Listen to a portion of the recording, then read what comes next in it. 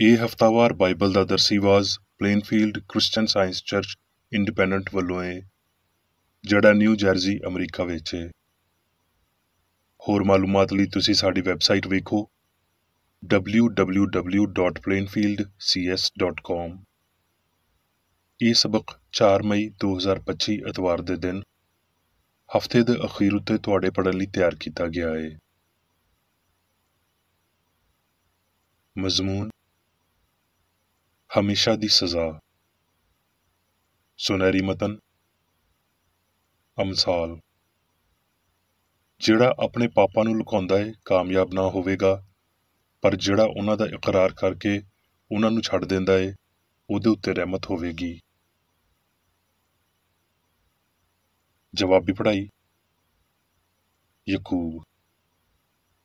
ਐ ਮੇਰੇ ਭਰਾਵੋ, ਜਦੋਂ ਤੁਸੀਂ ਨਵੀਆਂ ਅਜ਼ਮਾਇਸ਼ਾਂ ਵਿੱਚ ਪਵੋ ਤੇ ਇਹਨੂੰ ਇਹ ਜਾਣ ਕੇ ਕਮਾਲ ਖੁਸ਼ੀ ਦੀ ਗੱਲ ਸਮਝਣਾ ਭਈ ਤੁਹਾਡੇ ਈਮਾਨ ਦੀ ਅਜ਼ਮਾਇਸ਼ ਸਬਰ ਪੈਦਾ ਕਰਦੀ ਏ, ਤੇ ਸਬਰ ਨੂੰ ਆਪਣਾ ਪੂਰਾ ਕੰਮ ਕਰਨ ਦਿਓ ਤਾਂ ਜੋ ਤੁਸੀਂ ਪੂਰੇ ਤੇ ਕਾਮਲ ਹੋ ਜਾਵੋ ਤੇ ਤੁਹਾਡੇ ਵਿੱਚ ਕਿਸੇ ਗੱਲ ਦਾ ਘਾਟਾ ਨਾ ਹੋਵੇ। ਪਰ ਜੇ ਤੁਹਾਡੇ ਵਿੱਚੋਂ ਕਿਸੇ ਵਿੱਚ ਸਿਆਣ ਦਾ ਘਾਟਾ ਹੋਵੇ ਤੇ ਰੱਬ ਤੋਂ ਮੰਗੇ, ਜਿਹੜਾ ਮਲਾਮਤ ਕੀਤੇ ਬਗੈਰ ਸਾਰਿਆਂ ਨੂੰ ਫਿਆਜ਼ੀ ਨਾਲ ਦਿੰਦਾ ਏ, ਉਹਨੂੰ ਦਿੱਤੀ ਜਾਵੇਗੀ। ਜਦ ਕੋਈ ਅਜ਼ਮਾਇਆ ਜਾਵੇ ਤੇ ਇਹ ਨਾ ਆਖੇ ਭਈ ਮੇਰੀ ਅਜ਼ਮਾਇਸ਼ ਰੱਬ ਵੱਲੋਂ ਹੁੰਦੀ ਏ, ਕਿਉਂ ਜੇ ਨਾ ਤੇ ਰੱਬ ਬਦੀ ਨਾਲ ਅਜ਼ਮਾਇਆ ਜਾ ਸਕਦਾ ਏ ਤੇ ਨਾ ਉਹ ਕਿਸੇ ਨੂੰ ਅਜ਼ਮਾਉਂਦਾ ਏ। ਹਾਂ, ਹਰ ਬੰਦਾ ਆਪਣੀਆਂ ਹੀ ਖੁਆਇਸ਼ਾਂ ਵਿੱਚ ਖਿੱਚਿਆ ਜਾ ਕੇ ਤੇ ਫਸ ਕੇ ਅਜ਼ਮਾਇਆ ਜਾਂਦਾ ਏ। ਹਰ ਚੰਗੀ ਬਖਸ਼ਿਸ਼ ਤੇ ਹਰ ਕਾਮਲ ਇਨਾਮ ਉੱਤੋਂ ਹੈ ਤੇ ਨੂਰਾਂ ਦੇ ਪਿਓ ਤੋਂ ਮਿਲਦਾ ਏ, ਜਿਹਦੇ ਵਿੱਚ ਨਾ ਕੁਝ ਬਦਲਿਆ ਜਾ ਸਕਦਾ ਏ ਤੇ ਨਾ ਗਰਦਿਸ਼ ਦੇ ਪਾਰੋਂ ਉਹਦੇ ਉੱਤੇ ਪਰਛਾਵਾਂ ਆਉਂਦਾ ਏ। ਉਹਨੇ ਆਪਣੀ ਮਰਜ਼ੀ ਨਾਲ ਸਾਨੂੰ ਸੱਚਾਈ ਦੇ ਕਲਾਮ ਦੇ ਰਾਹੀਂ ਪੈਦਾ ਕੀਤਾ ਤਾਂ ਜੋ ਉਹਦੀ ਮਖਲੂਕ ਵਿੱਚੋਂ ਹਰ ਇੱਕ ਤਰ੍ਹਾਂ ਦੇ ਪਹਿਲੇ ਫਲ ਹੋਈਏ। ਦਰਸੀ ਵਾਜ਼ ਬਾਈਬਲ ਵਿੱਚੋਂ ਜ਼ਬੂਰ। ਧੰਨ ਉਹ ਜਿਹਦੀ ਖਤਾ ਬਖਸ਼ੀ ਗਈ ਤੇ ਜਿਹਦਾ ਪਾਪ ਢੱਕ ਦਿੱਤਾ ਗਿਆ ਏ। ਧੰਨ ਉਹ ਬੰਦਾ ਜਿਹਦੀ ਬਦਕਾਰੀ ਨੂੰ ਰੱਬ ਹਿਸਾਬ ਵਿੱਚ ਨਹੀਂ ਲਿਆਉਂਦਾ ਤੇ ਜਿਹਦੇ ਦਿਲ ਵਿੱਚ ਮਕਰ ਨਹੀਂ। ਮੈਂ ਤੇਰੇ ਸਾਹਮਣੇ ਆਪਣੇ ਪਾਪ ਨੂੰ ਮੰਨ ਲਿਆ ਤੇ ਆਪਣੀ ਬਦਕਾਰੀ ਨੂੰ ਨਹੀਂ ਲੁਕਾਇਆ। ਮੈਂ ਆਖਿਆ, ਮੈਂ ਰੱਬ ਦੇ ਸਾਹਮਣੇ ਆਪਣੀਆਂ ਖਤਾਵਾਂ ਦਾ ਇਕਰਾਰ ਕਰਾਂਗਾ ਤੇ ਤੂੰ ਮੇਰੇ ਪਾਪ ਦੀ ਬਦੀ ਨੂੰ ਮਾਫ਼ ਕੀਤਾ। ਇਸ ਲਈ ਹਰ ਦੀਨਦਾਰ ਤੇਥੋਂ ਅਜਿਹੇ ਵੇਲੇ ਵਿੱਚ ਦੁਆ ਕਰੇ ਜਦੋਂ ਤੂੰ ਮਿਲ ਸਕਦਾ ਹੈ। ਤੁਸੀਂ ਘੋੜਿਆਂ ਜਾਂ ਖੱਚਰਾਂ ਵਾਂਗਰ ਨਾ ਬਣੋ ਜਿਨ੍ਹਾਂ ਵਿੱਚ ਸਮਝ ਨਹੀਂ, ਜਿਨ੍ਹਾਂ ਨੂੰ ਕਾਬੂ ਵਿੱਚ ਰੱਖਣ ਦਾ ਸਾਜ਼ ਏ ਤੇ ਲਗਾਮ ਏ, ਨਹੀਂ ਤੇ ਉਹ ਤੇਰੇ ਕੋਲ ਵੀ ਨਹੀਂ ਆਉਣਗੇ। ਸਰੀਰ ਉੱਤੇ ਬਹੁਤ ਸਾਰੀਆਂ ਮੁਸੀਬਤਾਂ ਆਉਣਗੀਆਂ, ਪਰ ਜਿਹਦਾ ਭਰੋਸਾ ਰੱਬ ਉੱਤੇ ਹੈ, ਰਹਿਮਤਾਂ ਉਹਨੂੰ ਘੇਰ ਲੈਣਗੀਆਂ। ਐ ਸਾਧਕੋ, ਖੁਦਾਵੰਦ ਵਿੱਚ ਖੁਸ਼ ਰਵੋ ਤੇ ਇਹ ਰਾਸਤ ਦਿਲ ਵਾਲਿਓ ਖੁਸ਼ੀ ਨਾਲ ਲਲਕਾਰੋ। ਯਰਮੀਆ। ਖੁਦਾਵੰਦ ਦਾ ਇਹ ਕਲਾਮ ਯਰਮੀਆ ਉੱਤੇ ਨਾਜ਼ਲ ਹੋਇਆ, ਭਈ ਉੱਠ ਤੇ ਘੁਮਾਰ ਦੇ ਘਰ ਨੂੰ ਜਾ ਤੇ ਮੈਂ ਉੱਥੇ ਆਪਣੀਆਂ ਗੱਲਾਂ ਤੈਨੂੰ ਸੁਣਾਵਾਂਗਾ। ਤਦ ਮੈਂ ਘੁਮਾਰ ਦੇ ਘਰ ਗਿਆ ਤੇ ਕੀ ਵੇਖਦਾ ਵਾਂ ਭਈ ਉਹ ਚਾਕ ਉੱਤੇ ਕੁਝ ਬਣਾ ਰਿਹਾ ਏ। ਉਸ ਵੇਲੇ ਉਹ ਮਿੱਟੀ ਦਾ ਭਾਂਡਾ ਜਿਹੜਾ ਉਹ ਬਣਾ ਰਿਹਾ ਸੀ ਉਹਦੇ ਹੱਥ ਵਿੱਚ ਵਿਗੜ ਗਿਆ। ਤਦ ਉਹਨੇ ਉਹਦੇ ਨਾਲ ਜਿਵੇਂ ਚੰਗਾ ਸਮਝਿਆ ਇੱਕ ਭਾਂਡਾ ਬਣਾ ਲਿਆ। ਤਦ ਖੁਦਾਵੰਦ ਦਾ ਇਹ ਕਲਾਮ ਮੇਰੇ ਉੱਤੇ ਨਾਜ਼ਲ ਹੋਇਆ, ਭਈ ਐ ਇਸਰਾਏਲ ਦੇ ਘਰਾਨੇ, ਕੀ ਮੈਂ ਇਸ ਘੁਮਾਰ ਵਾਂਗਰ ਤੇਰੇ ਨਾਲ ਸਲੂਕ ਨਹੀਂ ਕਰ ਸਕਦਾ? ਖੁਦਾਵੰਦ ਆਖਦਾ ਏ, ਵੇਖੋ, ਜਿਵੇਂ ਮਿੱਟੀ ਘੁਮਾਰ ਦੇ ਹੱਥ ਵਿੱਚ ਏ, ਉਸੇ ਤਰ੍ਹਾਂ ਐ ਇਸਰਾਏਲ ਦੇ ਘਰਾਨੇ ਤੁਸੀਂ ਮੇਰੇ ਹੱਥ ਵਿੱਚ ਹੋ। ਜੇ ਕਿਸੇ ਵੇਲੇ ਮੈਂ ਕਿਸੇ ਕੌਮ ਜਾਂ ਬਾਦਸ਼ਾਹ ਦੇ ਹੱਕ ਵਿੱਚ ਆਖਾਂ ਭਈ ਉਹਨੂੰ ਪੱਟਾਂ ਤੇ ਤੋੜ ਦੇਵਾਂ ਤੇ ਵੀਰਾਨ ਕਰਾਂ, ਤੇ ਜੇ ਉਹ ਕੌਮ ਜਿਹਦੇ ਹੱਕ ਵਿੱਚ ਮੈਂ ਆਖਿਆ ਭਈ ਆਪਣੀ ਬੁਰਾਈ ਤੋਂ ਬਾਜ਼ ਆਵੇ, ਤੇ ਮੈਂ ਵੀ ਉਸ ਬਦੀ ਤੋਂ ਜਿਹੜੀ ਮੈਂ ਉਹਦੇ ਉੱਤੇ ਲਿਆਉਣ ਦਾ ਇਰਾਦਾ ਕੀਤਾ ਸੀ ਬਾਜ਼ ਆਵਾਂਗਾ। ਲੂਕਾ। ਯਿਸੂ ਨੇ ਆਖਿਆ। ਲੂਕਾ। ਕਿਸੇ ਬੰਦੇ ਦੇ 2 ਪੁੱਤਰ ਸੀ। ਉਹਨਾਂ ਵਿੱਚੋਂ ਨਿੱਕੇ ਨੇ ਪਿਓ ਨੂੰ ਆਖਿਆ, ਐ ਬਾਪ, ਮਾਲ ਦਾ ਜਿਹੜਾ ਹਿੱਸਾ ਮੇਰਾ ਬਣਦਾ ਏ ਮੈਨੂੰ ਦੇ ਦੇ। ਉਹਨੇ ਆਪਣਾ ਮਾਲ ਮਤਾ ਉਹਨਾਂ ਨੂੰ ਵੰਡ ਦਿੱਤਾ। ਤੇ ਬਹੁਤ ਦਿਨ ਨਾ ਲੰਘੇ ਸੀ ਭਈ ਨਿੱਕਾ ਪੁੱਤਰ ਆਪਣਾ ਸਭ ਕੁਝ ਜਮ੍ਹਾਂ ਕਰਕੇ ਦੂਰ ਦਰਾਜ਼ ਮੁਲਕ ਨੂੰ ਰਵਾਨਾ ਹੋਇਆ ਤੇ ਉੱਥੇ ਆਪਣਾ ਮਾਲ ਬਦ ਚੱਲਣੀ ਵਿੱਚ ਉਡਾ ਦਿੱਤਾ। ਤੇ ਜਦੋਂ ਸਭ ਕੁਝ ਖਰਚ ਕਰ ਬੈਠਾ ਤੇ ਉਸ ਮੁਲਕ ਵਿੱਚ ਸਖਤ ਕਾਲ ਪਿਆ ਤੇ ਉਹ ਮੁਥਾਜ ਹੋਣ ਲੱਗਿਆ। ਫਿਰ ਉਸ ਮੁਲਕ ਦੇ ਕਿਸੇ ਵਾਸੀ ਦੇ ਕੋਲ ਟੁਰ ਗਿਆ। ਉਹਨੇ ਉਹਨੂੰ ਆਪਣੀਆਂ ਪੈਲੀਆਂ ਵਿੱਚ ਸੂਰ ਚਾਰਨ ਘੱਲਿਆ ਤੇ ਉਹਨੂੰ ਤਾਂਘ ਸੀ ਵੀ ਜਿਹੜੀਆਂ ਫਲੀਆਂ ਸੂਰ ਖਾਂਦੇ ਸੀ ਉਹਨਾਂ ਨਾਲ ਹੀ ਆਪਣਾ ਢਿੱਡ ਭਰੇ, ਪਰ ਕੋਈ ਨਹੀਂ ਸੀ ਦਿੰਦਾ। ਫਿਰ ਉਹਨੇ ਹੋਸ਼ ਫੜ ਕੇ ਆਖਿਆ, ਮੇਰੇ ਪਿਓ ਦੇ ਬਹੁਤ ਸਾਰੇ ਮਜ਼ਦੂਰਾਂ ਨੂੰ ਖੁੱਲੀ ਰੋਟੀ ਮਿਲਦੀ ਏ ਤੇ ਮੈਂ ਇੱਥੇ ਭੁੱਖਾ ਮਰ ਰਿਹਾ ਵਾਂ। ਮੈਂ ਉੱਠ ਕੇ ਆਪਣੇ ਪਿਓ ਦੇ ਕੋਲ ਜਾਵਾਂਗਾ ਤੇ ਉਹਨੂੰ ਆਖਾਂਗਾ, ਐ ਬਾਪ, ਮੈਂ ਅਸਮਾਨ ਦਾ ਤੇ ਤੇਰੀ ਨਜ਼ਰ ਵਿੱਚ ਪਾਪੀ ਆਂ। ਤੇ ਉਹ ਉੱਠ ਕੇ ਆਪਣੇ ਪਿਓ ਦੇ ਕੋਲ ਗਿਆ। ਉਹ ਹਲੇ ਦੂਰ ਹੀ ਸੀ ਵੀ ਉਹਨੂੰ ਵੇਖ ਕੇ ਉਹਦੇ ਪਿਓ ਨੂੰ ਤਰਸ ਆਇਆ ਤੇ ਦੌੜ ਕੇ ਉਹਨੂੰ ਸੀਨੇ ਲਾਇਆ ਤੇ ਚੁੰਮਿਆ।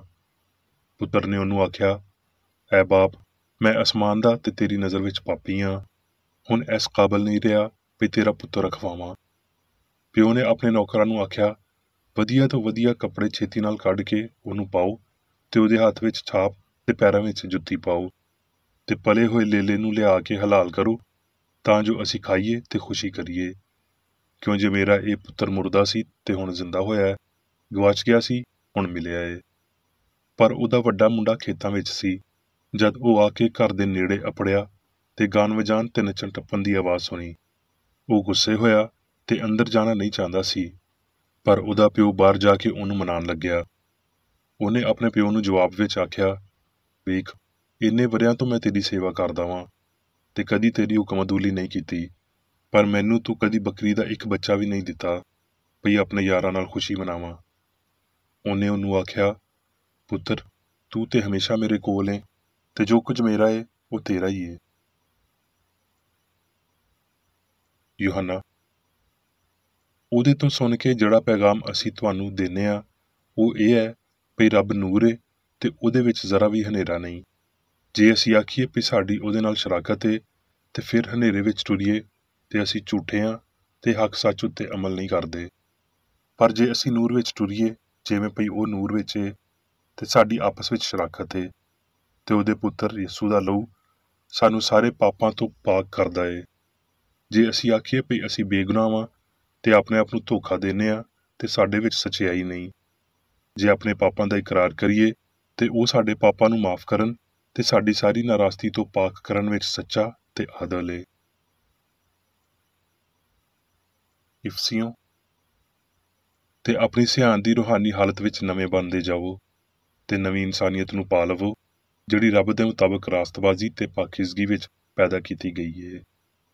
ਹਰ ਤਰ੍ਹਾਂ ਦੀ ਤਲਖ ਮਜ਼ਾਜੀ ਤੇ ਕਹਿਰ ਤੇ ਗੁੱਸਾ ਤੇ ਸ਼ੋਰ ਸ਼ਰਾਬਾ ਤੇ ਬਦਜ਼ੁਬਾਨੀ, ਹਰ ਤਰ੍ਹਾਂ ਦੀ ਬਦਖੁਆਈ ਤੁਹਾਡੇ ਤੋਂ ਵੱਖ ਕੀਤੀਆਂ ਜਾਣ ਤੇ ਇੱਕ ਦੂਜੇ ਉੱਤੇ ਮਿਹਰਬਾਨ ਤੇ ਨਰਮ ਦਿਲ ਹੋਵੋ ਤੇ ਜਿਵੇਂ ਰੱਬ ਨੇ ਮਸੀਹ ਵਿੱਚ ਤੁਹਾਡੇ ਕਸੂਰ ਮਾਫ ਕੀਤੇ ਨੇ ਤੁਸੀਂ ਵੀ ਇੱਕ ਦੂਜੇ ਦੇ ਕਸੂਰ ਮਾਫ ਕਰੋ। ਹੁਣ ਮੈਂ ਮੇਰੀ ਬੇਕਰੇਡੀ ਤੇ ਲਿਖੀ ਹੋਈ ਕ੍ਰਿਸਚਨ ਸਾਇੰਸ ਦੀ ਦਰਸੀ ਕਿਤਾਬ ਸਾਇੰਸ ਤੇ ਸਿਹਤ ਆਇਤਾਂ ਦੀ ਕੁੰਜੀ ਦੇ ਨਾਲ ਵਿੱਚੋਂ ਲਈਆਂ ਹੋਈਆਂ ਲਿਖਾਈਆਂ ਪੜਾਂਗਾ। ਸਾਇੰਸ ਤੇ ਸਿਹਤ। ਲਾਫਾਨੀ ਇਨਸਾਨ ਰੱਬ ਚੰਗਿਆਈ ਦੀ ਹੁਕਮਰਾਨੀ ਜ਼ਾਹਰ ਕਰਦਾ ਏ ਜਿਹਦੇ ਮੁਕਾਬਲੇ ਪਾਪ ਵਿੱਚ ਕੋਈ ਤਾਕਤ ਨਹੀਂ ਏ। ਜਦੋਂ ਇਨਸਾਨ ਪੂਰੀ ਤਰ੍ਹਾਂ ਕ੍ਰਿਸਚਨ ਸਾਇੰਸ ਨੂੰ ਜ਼ਾਹਰ ਕਰਦਾ ਏ ਤੇ ਉਹ ਕਾਮਲ ਹੋ ਜਾਵੇਗਾ। ਉਹ ਨਾ ਪਾਪ ਕਰੇਗਾ, ਦੁੱਖ ਸਵੇਗਾ, ਮਾਦੇ ਦੇ ਮਾਤਹਿਤ ਹੋਵੇਗਾ ਤੇ ਨਾ ਰੱਬ ਦੀ ਸ਼ਰੀਅਤ ਦੀ ਨਾਫਰਮਾਨੀ ਕਰੇਗਾ। ਮਸੀਹੀ ਸਾਇੰਸ ਵਿੱਚ ਸੱਚਾਈ ਤੋਂ ਇਨਕਾਰ ਜਾਨਲੇਵਾ ਏ ਜਦੋਂ ਪਈ ਸੱਚਾਈ ਦਾ ਇੱਕ ਆਦਲ ਇਤਰਾਫ ਤੇ ਜੋ ਕੁਝ ਉਸ ਸੱਚਾਈ ਨੇ ਸਾਡੇ ਲਈ ਕੀਤਾ ਏ ਇੱਕ ਮੌਸਰ ਮਦਦ ਏ। ਜੇ ਗਰੂਰ, ਤੋਹਮ ਪ੍ਰਸਤੀ ਜਾਂ ਕੋਈ ਵੀ ਗਲਤੀ ਹਾਸਲ ਹੋਣ ਵਾਲੇ ਫਾਇਦਿਆਂ ਦੀ ਇਮਾਨਦਾਰ ਪਛਾਣ ਨੂੰ ਰੋਕਦੇ ਨੇ ਤੇ ਇਹ ਬਿਮਾਰ ਦੀ ਸ਼ਿਫਾਯਾਬੀ ਤੇ ਤਾਲਬੇ ਇਲਮ ਦੀ ਕਾਮਯਾਬੀ ਵਿੱਚ ਇੱਕ ਰੁਕਾਵਟ ਹੋਵੇਗੀ। ਕ੍ਰਿਸਚਨ ਸਾਇੰਸ ਇਨਸਾਨ ਨੂੰ ਖਾਹਿਸ਼ਾਂ ਦਾ ਮਾਲਕ ਬਣਨ, ਸ਼ਫਕਤ ਦੇ ਨਾਲ ਨਫ਼ਰਤ ਨੂੰ ਇੱਕ ਤਾਤੁਲ ਵਿੱਚ ਰੋਕਣ, ਪਾਕੀਜ਼ਗੀ ਦੇ ਨਾਲ ਸ਼ਹਿਵਤ ਉੱਤੇ, ਖੈਰਾਤ ਦੇ ਨਾਲ ਬਦਲੇ ਉੱਤੇ ਫਤਹ ਪਾਉਣ ਤੇ ਇਮਾਨਦਾਰੀ ਦੇ ਨਾਲ ਫਰੇਬ ਉੱਤੇ ਕਾਬੂ ਪਾਉਣ ਦਾ ਹੁਕਮ ਦਿੰਦੀ ਏ। ਪਿਆਰ ਸਾਨੂੰ ਅਜ਼ਮਾਇਸ਼ ਵਿੱਚੋਂ ਕੱਢਣ ਲਈ ਜਲਦਬਾਜ਼ ਨਹੀਂ ਏ ਕਿਉਂ ਜੇ ਪਿਆਰ ਦਾ ਮਤਲਬ ਏ ਵੀ ਤੁਹਾਨੂੰ ਅਜ਼ਮਾਇਆ ਤੇ ਪਾਕ ਕੀਤਾ ਜਾਵੇਗਾ। ਗਲਤ ਕੰਮ ਤੋਂ ਸ਼ਰਮਿੰਦਗੀ ਇਸਲਾਹ ਵੱਲ ਪਹਿਲਾ ਕਦਮ ਏ ਪਰ ਇਹ ਕਦਮ ਬਹੁਤ ਆਸਾਨ ਏ। ਅਕਲ ਦੇ ਪਾਰੋਂ ਜਿਹੜਾ ਅਗਲਾ ਤੇ ਵੱਡਾ ਕਦਮ ਚੁੱਕਣ ਦੀ ਲੋੜ ਏ ਉਹ ਵਫਾਦਾਰੀ ਵਾਲੀ ਅਜ਼ਮਾਇਸ਼ ਏ ਯਾਨੀ ਇਸਲਾਹ। ਇੱਥੇ ਤਿੱਕਰ ਸਾਨੂੰ ਹਾਲਾਤਾਂ ਦੇ ਦਬਾਅ ਵਿੱਚ ਰੱਖਿਆ ਜਾਂਦਾ ਏ। ਅਜ਼ਮਾਇਸ਼ ਸਾਨੂੰ ਜੁਰਮ ਨੂੰ ਦੁਬਾਰਾ ਕਰਨ ਦੀ ਦਾਵਤ ਦਿੰਦੀ ਏ ਤੇ ਜੋ ਕੁਝ ਹੋਇਆ ਹੁੰਦਾ ਏ ਉਹਦੇ ਪਾਰੋਂ ਦੁੱਖ ਤਕਲੀਫਾਂ ਮਿਲਦੀਆਂ ਨੇ। ਇਹ ਹਮੇਸ਼ਾ ਹੋਵੇਗਾ ਜਦ ਤੱਕ ਅਸੀਂ ਇਹ ਨਹੀਂ ਸਿੱਖਦੇ ਵੀ ਇਨਸਾਫ ਦੇ ਕਾਨੂੰਨ ਵਿੱਚ ਕੋਈ ਰਿਆਇਤ ਨਹੀਂ ਹੈ ਤੇ ਸਾਨੂੰ ਟਕਾ ਟਕਾ ਭਰਨਾ ਪਵੇਗਾ। ਜਿਸ ਪੈਮਾਨੇ ਨਾਲ ਤੁਸੀਂ ਨਾਪਦੇ ਹੋ ਉਹਦੇ ਨਾਲ ਹੀ ਤੁਹਾਡੇ ਲਈ ਨਾਪਿਆ ਜਾਵੇਗਾ ਤੇ ਇਹ ਭਰ ਜਾਵੇਗਾ ਤੇ ਬਾਹਰ ਡੁੱਲੇਗਾ। ਦੁਆ ਨੂੰ ਪਾਪ ਨੂੰ ਖਤਮ ਕਰਨ ਲਈ ਇਤਰਾਫ ਦੇ ਤੌਰ ਤੇ ਨਹੀਂ ਵਰਤਿਆ ਜਾਣਾ ਚਾਹੀਦਾ। ਅਜਿਹੀ ਗਲਤੀ ਸੱਚੇ ਮਜ਼ਹਬ ਨੂੰ ਰੋਕੇਗੀ। ਪਾਪ ਸਿਰਫ ਉਦੋਂ ਮਾਫ ਹੋਵੇਗਾ ਜਦੋਂ ਇਹਨੂੰ ਮਸੀਹ ਸੱਚਾਈ ਤੇ ਹਯਾਤੀ ਦੇ ਪਾਰੋਂ ਬਰਬਾਦ ਕੀਤਾ ਜਾਵੇਗਾ। ਜੇ ਦੁਆ ਇਸ ਯਕੀਨ ਨੂੰ ਤਾਕਤ ਬਖਸ਼ਦੀ ਏ ਭਈ ਪਾਪ ਮੁੱਕ ਗਿਆ ਏ ਤੇ ਇਹ ਭਈ ਇਨਸਾਨ ਸਿਰਫ ਦੁਆ ਕਰਨ ਨਾਲ ਚੰਗਾ ਬਣ ਗਿਆ ਏ ਤੇ ਦੁਆ ਇੱਕ ਬਰਿਆਈ ਏ, ਉਹ ਬੰਦਾ ਹੋਰ ਬੁਰਾ ਹੁੰਦਾ ਜਾਂਦਾ ਏ ਜਿਹੜਾ ਪਾਪ ਨੂੰ ਇਸ ਲਈ ਜਾਰੀ ਰੱਖਦਾ ਏ ਕਿਉਂ ਜੇ ਉਹ ਆਪਣੇ ਆਪ ਨੂੰ ਮਾਫ ਕੀਤਾ ਗਿਆ ਖਿਆਲ ਕਰਦਾ ਰਹਿੰਦਾ ਏ। ਇੱਕ ਰਸੂਲ ਆਖਦਾ ਏ ਭਈ ਰੱਬ ਦਾ ਪੁੱਤਰ ਮਸੀਹ ਇਸ ਲਈ ਆਇਆ ਕਿ ਇਬਲੀਸ ਦੇ ਕੰਮਾਂ ਨੂੰ ਮਿਟਾਏ। ਸਾਨੂੰ ਸਾਡੇ ਇਲਾਹੀ ਨਮੂਨੇ ਦੀ ਪੈਰਵੀ ਕਰਨੀ ਚਾਹੀਦੀ ਏ ਤੇ ਬਦੀ ਦੇ ਸਾਰੇ ਕੰਮਾਂ ਬਸ਼ਮੂਲ ਗਲਤੀ ਤੇ ਬਿਮਾਰੀ ਨੂੰ ਨੇਸਤ ਕਰਨ ਦੀ ਕੋਸ਼ਿਸ਼ ਕਰਨੀ ਚਾਹੀਦੀ ਏ। ਅਸੀਂ ਪਾਪ ਦੇ ਕਫਾਰੇ ਤੋਂ ਬਚ ਨਹੀਂ ਸਕਦੇ। ਕਲਾਮ ਆਖਦਾ ਏ ਭਈ ਜੇ ਅਸੀਂ ਮਸੀਹ ਦਾ ਇਨਕਾਰ ਕਰਦੇ ਹਾਂ ਤੇ ਉਹ ਵੀ ਸਾਡਾ ਇਨਕਾਰ ਕਰੇਗਾ। ਇਲਾਹੀ ਮੁਹੱਬਤ ਇਨਸਾਨ ਦੀ ਇਸਲਾਹ ਕਰਦੀ ਤੇ ਉਹਦੇ ਉੱਤੇ ਹੁਕਮਰਾਨੀ ਕਰਦੀ ਏ। ਇਨਸਾਨ ਮਾਫੀ ਮੰਗ ਸਕਦੇ ਨੇ ਪਰ ਸਿਰਫ ਇਲਾਹੀ ਅਸੂਲ ਹੀ ਪਾਪੀ ਦੀ ਇਸਲਾਹ ਕਰਦਾ ਏ। ਰੱਬ ਉਸ ਹਕਮਤ ਤੋਂ ਵੱਖ ਨਹੀਂ ਜਿਹੜੀ ਉਹ ਅਤਾ ਕਰਦਾ ਏ। ਜਿਹੜੀਆਂ ਸਲਾਹੀਅਤਾਂ ਉਹ ਸਾਨੂੰ ਦਿੰਦਾ ਏ ਸਾਨੂੰ ਉਹਨਾਂ ਨੂੰ ਵਧਾਉਣਾ ਚਾਹੀਦਾ ਏ। ਸਾਡੇ ਗਲਤ ਕੰਮਾਂ ਜਾਂ ਅੱਧੇ ਕੰਮਾਂ ਲਈ ਮਾਫੀ ਪਾਉਣ ਵਾਸਤੇ ਉਹਨੂੰ ਪੁਕਾਰਨਾ ਇਸ ਬੇਕਾਰ ਮਫਰੂਜ਼ੇ ਵੱਲ ਇਸ਼ਾਰਾ ਕਰਦਾ ਏ ਭਈ ਅਸੀਂ ਮਾਫੀ ਮੰਗਣ ਤੋਂ ਇਲਾਵਾ ਕੁਝ ਨਹੀਂ ਕਰਨਾ ਤੇ ਇਹਦੇ ਬਾਅਦ ਅਸੀਂ ਇਸ ਜੁਰਮ ਨੂੰ ਦੁਹਰਾਉਣ ਲਈ ਆਜ਼ਾਦ ਹੋ ਜਾਵਾਂਗੇ। ਪਾਪ ਦੇ ਪਾਰੋਂ ਤਕਲੀਫਾਂ ਦਾ ਵਸੀਲਾ ਬਣਨਾ ਪਾਪ ਨੂੰ ਤਬਾਹ ਕਰਨ ਦੇ ਰਾਹੀਂ ਏ।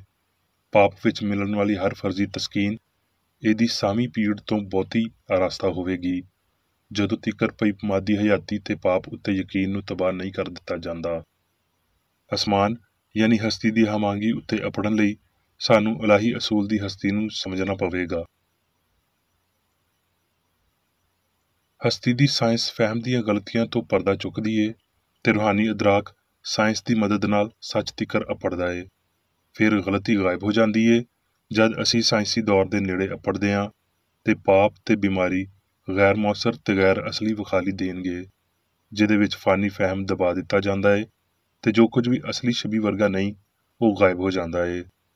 ਤਮੀਜ਼ਦਾਰ ਬੰਦੇ ਨੂੰ ਇਹ ਡਰ ਬਿਲਕੁਲ ਨਹੀਂ ਹੁੰਦਾ ਭਈ ਉਹ ਕਤਲ ਕਰ ਦੇਵੇਗਾ ਤੇ ਉਹਨੂੰ ਬਿਮਾਰੀ ਦੇ ਬਾਰੇ ਵੀ ਇੰਨਾ ਹੀ ਬੇਖੌਫ ਹੋਣਾ ਚਾਹੀਦਾ ਏ।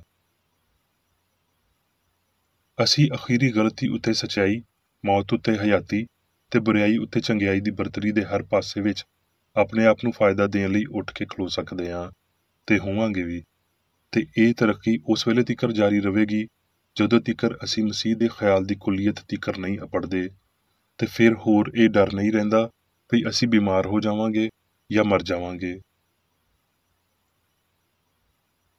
ਇੱਥੇ ਇਨਸਾਨੀ ਸਿਆਣ ਦੀ ਕਮਜ਼ੋਰੀ ਨੂੰ ਤਾਕਤ ਦਿੰਦਿਆਂ ਹੋਏ ਯਾਨੀ ਉਹ ਤਾਕਤ ਜਿਹੜੀ ਲਾਫਾਨੀ ਤੇ ਕਾਦਰ ਮੁਤਲਕ ਸਿਆਣ ਤੋਂ ਮਿਲਦੀ ਏ ਤੇ ਇਨਸਾਨੀਅਤ ਨੂੰ ਪਾਕ ਤਰੀਨ ਤਾਂਘਾਂ ਵਿੱਚ ਇੱਥੇ ਤੀਕਰ ਵੀ ਰੂਹਾਨੀ ਤਾਕਤ ਤੇ ਇਨਸਾਨ ਲਈ ਖੈਰ ਸਗਾਲੀ ਵਿੱਚ ਵੀ ਆਪਣੇ ਆਪ ਤੋਂ ਉੱਚਾ ਦਰਜਾ ਦਿੰਦਿਆਂ ਹੋਏ ਕ੍ਰਿਸਚਨ ਸਾਇੰਸ ਖੁਦ ਮੁਖਤਾਰ ਅਕਸੀਰ ਆਜ਼ਮ ਹੈ। ਜੇ ਤੁਸੀਂ ਜਾਣਬੁੱਝ ਕੇ ਗਲਤ ਕੰਮ ਕਰਨ ਉੱਤੇ ਯਕੀਨ ਰੱਖਦੇ ਹੋ ਤੇ ਇਹਦੀ ਮਸ਼ਕ ਕਰਦੇ ਹੋ ਤੇ ਤੁਸੀਂ ਇੱਕਦਮ ਆਪਣੀ ਰਾਹ ਬਦਲ ਸਕਦੇ ਤੇ ਨੇਕ ਕੰਮ ਕਰ ਸਕਦੇ ਹੋ। ਮਾਦਾ ਬਿਮਾਰੀ ਜਾਂ ਪਾਪ ਦੇ ਖਿਲਾਫ ਠੀਕ ਕੋਸ਼ਿਸ਼ਾਂ ਦੀ ਮੁਖਾਲਫਤ ਨਹੀਂ ਕਰ ਸਕਦਾ ਕਿਉਂਕਿ ਮਾਦਾ ਗੈਰ ਮੁਤਹਰਕ ਬੇਸਿਆਨ ਹੈ। ਇਹਦੇ ਇਲਾਵਾ ਜੇ ਤੁਸੀਂ ਆਪਣੇ ਆਪ ਨੂੰ ਬਿਮਾਰ ਮੰਨਦੇ ਹੋ ਤੇ ਤੁਸੀਂ ਆਪਣੇ ਇਸ ਗਲਤ ਅਕੀਦੇ ਉੱਤੇ ਅਮਲ ਨੂੰ ਬਦਲਣ ਵੱਲੋਂ ਕਿਸੇ ਵੀ ਰੁਕਾਵਟ ਦੇ ਬਗੈਰ ਬਦਲ ਸਕਦੇ ਹੋ। ਇਹ ਜਾਣਦਿਆਂ ਹੋਏ ਜਿਵੇਂ ਭਈ ਤੁਹਾਨੂੰ ਜਾਣਨਾ ਚਾਹੀਦਾ ਹੈ ਭਈ ਰੱਬ ਨੂੰ ਨਾਮ ਨਿਹਾਦ ਮਾਦੀ ਕਾਨੂੰਨ ਦੀ ਫਰਮਾਬਰਦਾਰੀ ਦੀ ਕਦੀ ਲੋੜ ਨਹੀਂ ਹੁੰਦੀ ਕਿਉਂ ਜੇ ਅਜਿਹਾ ਕਾਨੂੰਨ ਵਜੂਦ ਹੀ ਨਹੀਂ ਰੱਖਦਾ। ਪਾਪ, ਬਿਮਾਰੀ ਤੇ ਮੌਤ ਲਈ ਕਿਸੇ ਵੀ ਫਰਜ਼ੀ ਲੋੜ ਉੱਤੇ ਯਕੀਨ ਨਾ ਕਰੋ। ਇਲਾਹੀ ਮੰਗ ਚਾਹੀਦਾ ਹੈ ਭਈ ਤੁਸੀਂ ਕਾਮਲ ਬਣੋ, ਸਾਇੰਸੀ ਏ ਤੇ ਕਾਮਲੀਅਤ ਵੱਲ ਰਾਹ ਵਿਖਾਉਣ ਵਾਲੇ ਇਨਸਾਨ ਦੇ ਪੈਰਾਂ ਦੇ ਨਿਸ਼ਾਨ ਜ਼ਰੂਰੀ ਨੇ। ਜੇ ਤੁਸੀਂ ਇਹ ਸਮਝ ਜਾਓ ਭਈ ਇਹ ਫਾਨੀ ਵਜੂਦ ਆਪ ਇੱਕ ਫਰੇਬ ਏ ਤੇ ਉਹ ਸੁੱਚਾ ਨਹੀਂ ਏ ਤੇ ਤੁਸੀਂ ਸੂਰਤ ਹਾਲ ਉੱਤੇ ਕਾਬੂ ਪਾ ਲੈਂਦੇ ਹੋ ਫਾਨੀ ਸਿਆਣ ਲਗਾਤਾਰ ਫਾਨੀ ਜਿਸਮ ਦੀਆਂ ਗਲਤ ਸਲਾਹਾਂ ਦੇ ਨਤੀਜਿਆਂ ਨੂੰ ਜਨਮ ਦਿੰਦੀ ਏ ਤੇ ਉਦੋਂ ਤੀਕਰ ਜਾਰੀ ਰਹਿੰਦਾ ਏ ਜਦੋਂ ਤੀਕਰ ਸੱਚਾਈ ਫਾਨੀ ਗਲਤੀ ਨੂੰ ਇਹਦੀਆਂ ਫਰਜ਼ੀ ਤਾਕਤਾਂ ਤੋਂ ਬਰਤਰਫ ਨਹੀਂ ਕਰ ਦਿੰਦਾ, ਜਿਹੜਾ ਫਾਨੀ ਫਰੇਬ ਦੇ ਹੌਲੇ ਜਿਹੇ ਜਾਲੇ ਨੂੰ ਸਾਫ਼ ਕਰ ਦਿੰਦਾ ਏ। ਬਹੁਤ ਸਾਰੇ ਮਸੀਹਾਂ ਦੀ ਹਾਲਤ ਚੰਗਿਆਈ ਤੇ ਰੂਹਾਨੀ ਸਿਆਣ ਵਾਲੀ ਹੁੰਦੀ ਏ ਤੇ ਇਹ ਬਿਮਾਰਾਂ ਦੀ ਸ਼ਿਫਾ ਦਾ ਬਹੁਤ ਵਧੀਆ ਤਸਰਫ ਏ। ਵੇਲਾ ਅਪੜ ਗਿਆ ਏ ਜਦ ਫਾਨੀ ਸਿਆਣ ਆਪਣੀ ਜਿਸਮਾਨੀ, ਬਨਾਵਟੀ ਤੇ ਮਾਦੀ ਨਿਯਮਾਂ ਨੂੰ ਛੱਡ ਦੇਵੇਗੀ, ਜਦ ਲਾਫਾਨੀ ਸਿਆਣ ਤੇ ਉਹਦੀਆਂ ਸ਼ਕਲਾਂ ਸਾਇੰਸ ਵਿੱਚ ਸਮਝੀਆਂ ਜਾਣਗੀਆਂ ਤੇ ਮਾਦੀ ਅਕੀਦੇ ਰੂਹਾਨੀ ਅਸਲੀਅਤਾਂ ਵਿੱਚ ਮੁਦਾਖਲਤ ਨਹੀਂ ਕਰਨਗੇ। ਸਾਨੂੰ ਖਿਆਲਾਂ ਵਿੱਚ ਕਾਮਲ ਨਮੂਨੇ ਬਣਾਉਣੇ ਚਾਹੀਦੇ ਨੇ ਤੇ ਉਹਨਾਂ ਉੱਤੇ ਲਗਾਤਾਰ ਧਿਆਨ ਕਰਨਾ ਚਾਹੀਦਾ ਏ, ਨਹੀਂ ਤੇ ਅਸੀਂ ਉਹਨਾਂ ਨੂੰ ਕਦੀ ਵੱਡੀਆਂ ਤੇ ਸ਼ਰੀਫਾਨਾ ਹਯਾਤੀਆਂ ਵਿੱਚ ਨਕਸ਼ ਨਹੀਂ ਕਰ ਸਕਦੇ। ਸਾਡੇ ਅੰਦਰ ਬੇਗਰਜ਼ੀ, ਚੰਗਿਆਈ, ਰਹਿਮ, ਇਨਸਾਫ, ਸੇਧ, ਪਾਕੀਜ਼ਗੀ, ਪਿਆਰ, ਅਸਮਾਨ ਦੀ ਬਾਦਸ਼ਾਹੀ ਨੂੰ ਰਾਜ ਕਰਨ ਦਿਓ ਤੇ ਇਹ ਪਾਪ, ਬਿਮਾਰੀ ਤੇ ਮੌਤ ਤਲਫ ਹੋਣ ਤੀਕਰ ਘੱਟ ਹੁੰਦੇ ਜਾਣਗੇ। ਹੁਣ ਮੈਂ ਮੇਰੀ ਬੇਕਰ ਏਡੀ ਵੱਲੋਂ ਚਰਚ ਮੈਨੂਅਲ ਵਿੱਚ ਦਿੱਤੇ ਹੋਏ ਰੋਜ਼ਾਨਾ ਦੇ 3 ਫਰਜ਼ ਪੜਾਂਗਾ। ਰੋਜ਼ਾਨਾ ਦੀ ਦੁਆ। ਇਸ ਚਰਚ ਦੇ ਹਰ ਰੁਕਨ ਦਾ ਇਹ ਫਰਜ਼ ਏ ਭਈ ਉਹ ਹਰ ਰੋਜ਼ ਇਹ ਦੁਆ ਕਰੇ, ਤੇਰੀ ਬਾਦਸ਼ਾਹੀ ਆਵੇ, ਇਲਾਹੀ ਸੱਚਾਈ, ਹਯਾਤੀ ਤੇ ਪਿਆਰ ਦੀ ਸਲਤਨਤ ਮੇਰੇ ਅੰਦਰ ਕਾਇਮ ਹੋਵੇ ਤੇ ਸਾਰੇ ਪਾਪ ਮੈਥੋਂ ਨਿਕਲ ਜਾਣ ਤੇ ਤੇਰਾ ਕਲਾਮ ਸਾਰੇ ਇਨਸਾਨਾਂ ਦੇ ਪਿਆਰ ਨੂੰ ਵਧਾਵੇ ਤੇ ਉਹਨਾਂ ਉੱਤੇ ਹਕੂਮਤ ਕਰੇ। ਮਕਸਦਾਂ ਤੇ ਕੰਮਾਂ ਦਾ ਇੱਕ ਅਸੂਲ। ਨਾ ਕੋਈ ਮੁਖਾਲਫਤ ਤੇ ਨਾ ਕੋਈ ਜ਼ਾਤੀ ਤਾਲੁਕ ਮਾਦਰੀ ਚਰਚ ਦੇ ਕਿਸੇ ਰੁਕਨ ਦੇ ਮਕਸਦਾਂ ਜਾਂ ਕੰਮਾਂ ਉੱਤੇ ਅਸਰ ਕਰਨੇ ਚਾਹੀਦੇ। ਸਾਇੰਸ ਵਿੱਚ ਬਸ ਇਲਾਹੀ ਪਿਆਰ ਹੀ ਹਕੂਮਤ ਕਰਦਾ ਏ ਤੇ ਇੱਕ ਮਸੀਹੀ ਸਾਇੰਸਦਾਨ ਪਾਪ ਨੂੰ ਰੱਦ ਕਰਦਿਆਂ ਹੋਏ ਸੁੱਚੀ ਭਰਾਬੰਦੀ, ਖੈਰਾਤ ਪਸੰਦੀ ਤੇ ਮਾਫੀ ਨਾਲ ਪਿਆਰ ਦੀਆਂ ਮਿੱਠੀਆਂ ਸੱਚਾਈਆਂ ਦਾ ਪਰਛਾਵਾਂ ਬਣਦਾ ਏ। ਇਸ ਚਰਚ ਦੇ ਸਾਰੇ ਰੁਕਨਾਂ ਨੂੰ ਸਾਰੇ ਪਾਪਾਂ ਤੋਂ, ਗਲਤ ਤਰ੍ਹਾਂ ਦੀਆਂ ਪੇਸ਼ਨਗੋਈਆਂ, ਮੁਨਸਫੀਆਂ, ਮੁਜ਼ੰਮਤਾਂ, ਸਲਾਹਾਂ, ਗਲਤ ਅਸਰਾਂ ਨੂੰ ਲੈਣ ਤੇ ਗਲਤ ਅਸਰ ਦੇਣ ਤੋਂ ਆਜ਼ਾਦ ਰਹਿਣ ਲਈ ਹਰ ਰੋਜ਼ ਖਿਆਲ ਰੱਖਣਾ ਚਾਹੀਦਾ ਏ ਤੇ ਦੁਆ ਕਰਨੀ ਚਾਹੀਦੀ ਏ। ਫਰਜ਼ ਲਈ ਚੁਸਤੀ। ਇਸ ਚਰਚ ਦੇ ਹਰ ਰੁਕਨ ਦਾ ਇਹ ਫਰਜ਼ ਏ ਭਈ ਉਹ ਹਰ ਰੋਜ਼ ਜਾਰਿਹਾਨਾ ਜ਼ਹਿਨੀ ਸਲਾਹਾਂ ਦੇ ਖਿਲਾਫ ਆਪਣੇ ਆਪ ਨੂੰ ਤਿਆਰ ਰੱਖੇ ਤੇ ਰੱਬ, ਆਪਣੇ ਕਾਇਦ ਤੇ ਇਨਸਾਨਾਂ ਲਈ ਆਪਣੇ ਫਰਜ਼ਾਂ ਨੂੰ ਨਾ ਕਦੀ ਭੁੱਲੇ ਤੇ ਨਾ ਕਦੀ ਨਜ਼ਰਅੰਦਾਜ਼ ਕਰੇ। ਉਹਦੇ ਕੰਮਾਂ ਦੇ ਰਾਹੀਂ ਉਹਦਾ ਇਨਸਾਫ ਹੋਵੇਗਾ, ਉਹ ਬੇਕਸੂਰ ਜਾਂ ਕਸੂਰਵਾਰ ਹੋਵੇਗਾ।